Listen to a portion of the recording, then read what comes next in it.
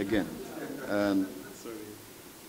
It's making a point that the challenges in the energy sector contribute significantly to the current economic challenges in Ghana.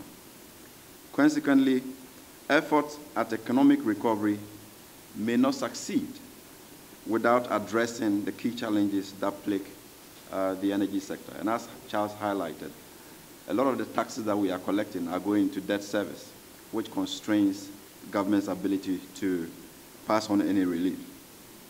The recent increases in petroleum prices, we must note that sends significant shock to various sectors of the economy because of our over-reliance on petroleum products for transportation and virtually non-existent alternative for us in Ghana.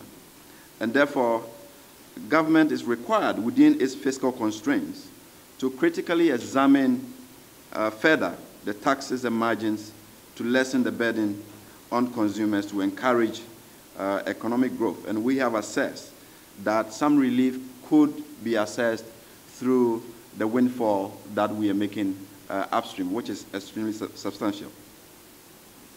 The power sector under recoveries undermine the economic development of our country, period.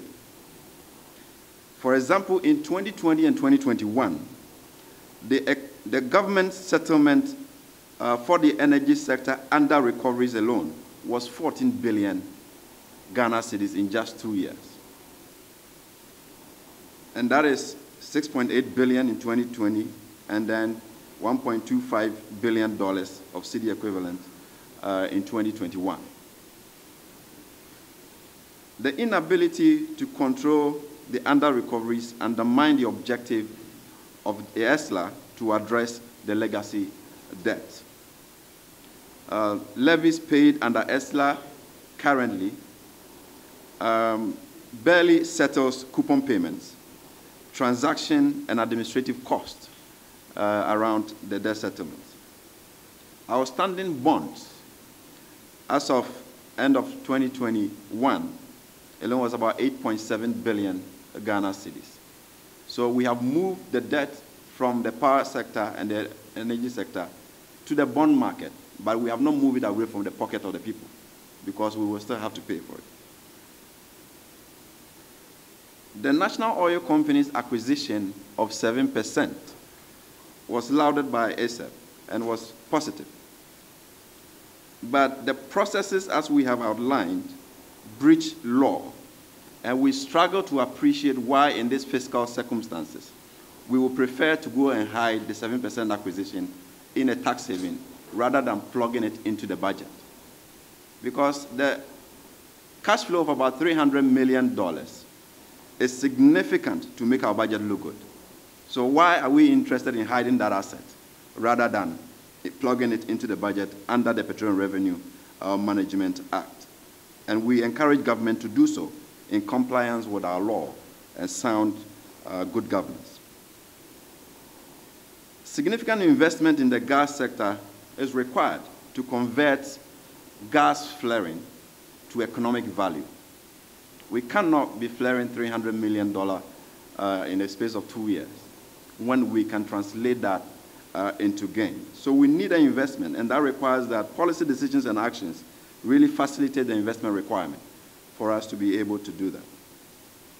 And this is also constrained by our uncontrolled focus on importation of LNG into Ghana, which is unsettling the investment community.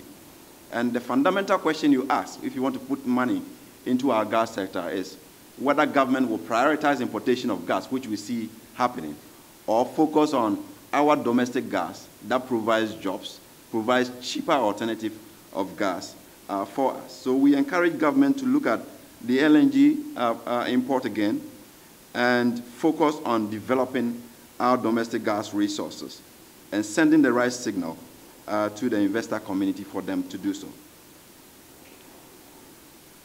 The energy sector SOE issues are worrisome, and we have to take a critical look at it. 2020 alone, as was indicated, 9.1 billion cedis were lost in the energy sector. I don't see why we can classify payments of ECG as grant. Who paid? We paid for it. And that is debt that we have to find a way to really resolve. And improve accountability in the management of these SOEs to ensure that we don't continuously incur those debts. We are also worried about the new trend to set up new SOEs with the assumption that government participation will generate more returns.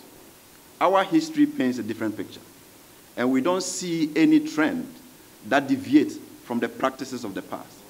For anything, it is worse today because politically run institutions have worsened, and we sacrifice processes of attracting efficient and capable people and have thrown state-owned enterprises into the political reward system, making it difficult for these institutions to run profitably. And the new ones that have been established are exposing the same risks that we saw post-independence effort to dominate the extractive sector by government-run agencies. So we need to quickly re-examine some of those things to ensure that we are saving money. Government's ultimate responsibility is to address socioeconomic challenges of its people through the revenue it generates. If we decide today to take 1.3 billion Ghana cedis a year from the budget and give it to MIF to go and manage and hope that they will generate more return, a hope that history tells us never exists. You know, we are only risking the opportunity to save lives by building roads and throwing the money at political entities, which may not result in an ultimate benefit for the Ghanaian people. So, ladies and gentlemen, these are important issues that we think the government must pay attention to.